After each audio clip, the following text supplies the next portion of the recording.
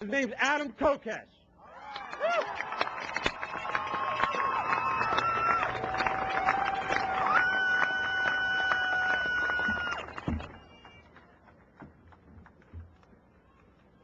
My name is Adam Kokesh, and I'm a member of Iraq Veterans Against the War. Today, I wave the American flag with great pride. I wave it upside down because I love my country, but it is in a state of distress. It is for my love of country that I'm here today. I'm here to return our democracy to its potential greatness. I am against this war because it is bad for America. It is bad for our security. It is bad for our national defense. It is bad for our ability to fight terrorism. It is bad for our stature abroad. It is bad for our military. And it is bad for our brothers and sisters who continue to lose their lives every day for a lie.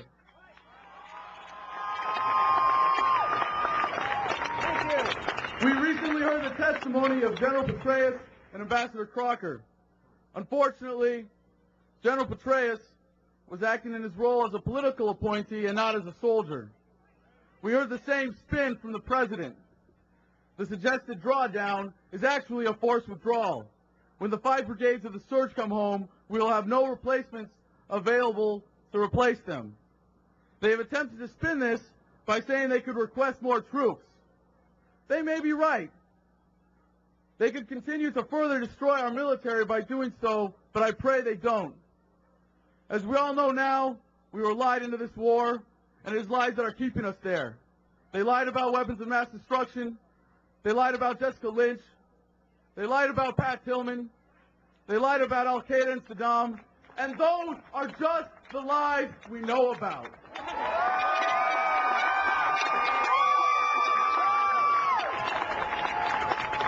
But I'm not so mad that I was lied to as I am that I cannot trust my government any longer.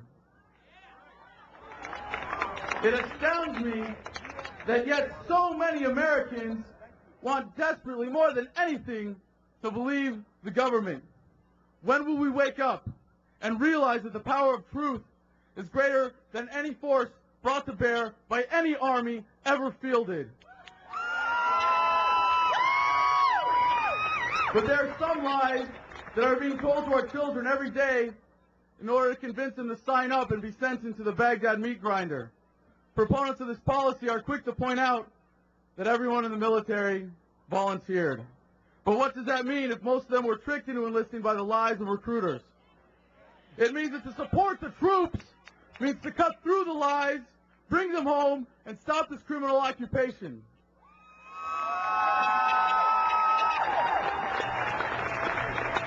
Since joining the military came to mean fighting for a lie, they have become so desperate that the age and weight standards have been raised. There are a record number of morality waivers for convicted felons. I have a feeling it might have something to do with how Bush got elected. It is now easy to get in without a high school diploma. Even convicted rapists are allowed to enlist. With the standards lowered at the highest level of decision making, we can only imagine what recruiters are forced to resort to when they fail to meet their monthly quotas. We have come to a point in history when our government's intent is so far from the will of the people that we have to rise up. When injustice becomes law, resistance becomes duty.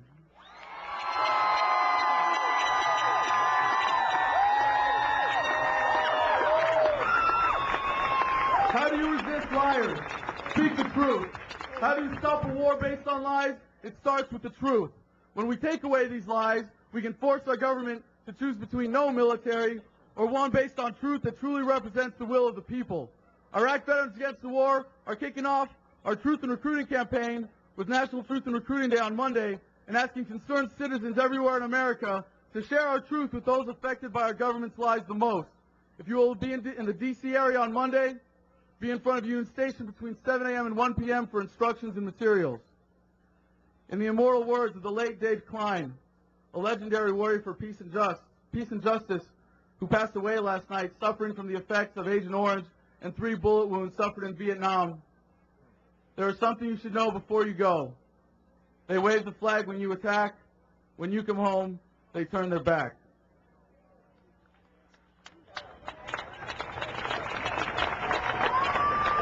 Iraq Veterans Against War has put the truth in your hands. In the words of Mark Twain, a lie can travel halfway around the world while the truth is putting on its shoes. Start walking, America, because it is our lies that are now ravaging a sovereign nation on the other side of the world. Today, we are marching to deliver a message to Congress. We will be dying in to portray for them the cost of this war in human lives and to send a clear message that we the people are rising up. This action is in solidarity with the people marching today in Baghdad who peacefully oppose the occupation of their country. Unfortunately, for those who witnessed the occupation firsthand, the deaths we will be portraying are all too real. The message reads, Dear Congress, we have come before you today with a simple message. As a representation of the people, you have failed us and you have blood on your hands. This is blood that the American people will not allow to continue to be spilled in our name any longer. Today we are marching in solidarity with the Iraqi people who want the occupation to end. It is fully within your power to stop this tragedy. You have just heard the testimony of General Petraeus and Ambassador Crocker. General Casey was replaced by General Petraeus because he would not support the President's agenda of keeping as many troops deployed as long as possible, keeping our military teetering on the edge of the breaking point. General Petraeus was selected for this position not only because of his abilities as a soldier, but for political purposes. When he testified before you, he was acting in his role as a political appointee. He told you the surge was working.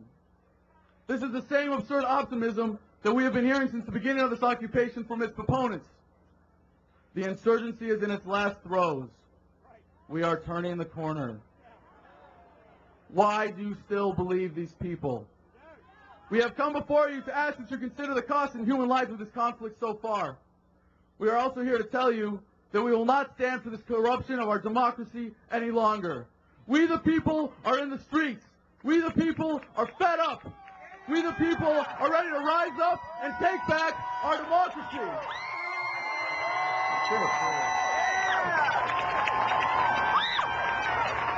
Signed, the Empowered Patriots. Today marks a turning point for our movement.